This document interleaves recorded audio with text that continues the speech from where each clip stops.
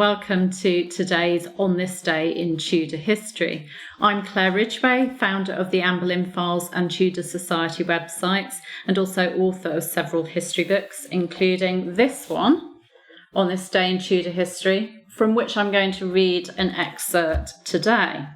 So, today, the 10th of January, what happened on this day in history?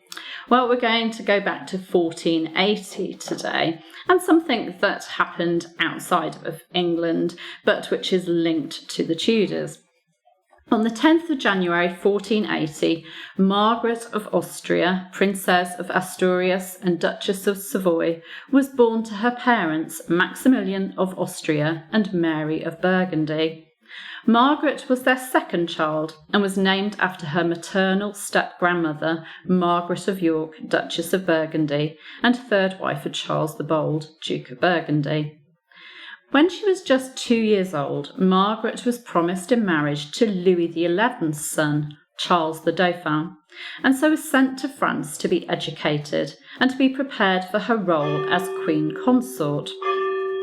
However, Charles ended up marrying Anne of Brittany, and Margaret married John, Prince of Asturias, the only son of Isabella I of Castile and Ferdinand II of Aragon, and brother of Catherine of Aragon. She married him in 1497. Margaret quickly became pregnant, but sadly her husband John died 6 months into the marriage, and Margaret suffered a stillbirth 2 months after his death. Margaret married again in 1501, but her husband, Philibert II, Duke of Savoy, died 3 years into the marriage, causing Margaret to vow that she would never marry again and that she would spend the rest of her life in mourning. Margaret's father, Maximilian, appointed her as governor of the Habsburg Netherlands in 1507 as regent for her nephew Charles, the man we know as the future Charles V, Holy Roman Emperor.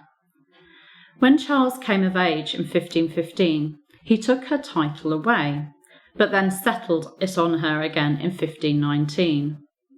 Acting as governor of the Netherlands made Margaret an immensely powerful woman, in fact, the most powerful woman in Europe. Her court at the Palace of Mechlin became famous for its culture, its courtly love tradition, education, vast library, and Margaret's collection of paintings, illuminated manuscripts, and music books. That was the court where the young Anne Boleyn stayed between 1513 and 1514. In 1529, Margaret and Louise of Savoy, mother of Francis I of France and his regent when he was away, negotiated the Treaty of Cambrai, which was also known as the Paix des Dames, the Ladies' Peace, between Charles V, Holy Roman Emperor, and Francis I, King of France. Margaret of Austria died at her home of Mechlin on the 1st of December 1530, and was laid to rest with her second husband in their mausoleum at Bourg-en-Bresse. Her nephew, Charles V, was chosen as her heir. So that's today's On This Day in Tudor History from 1480. Now, I'll be doing one of these videos every day, and you can make sure that you get notified when these videos are released by subscribing with the subscribe button below. I hope you're enjoying these videos. Take care. Bye-bye.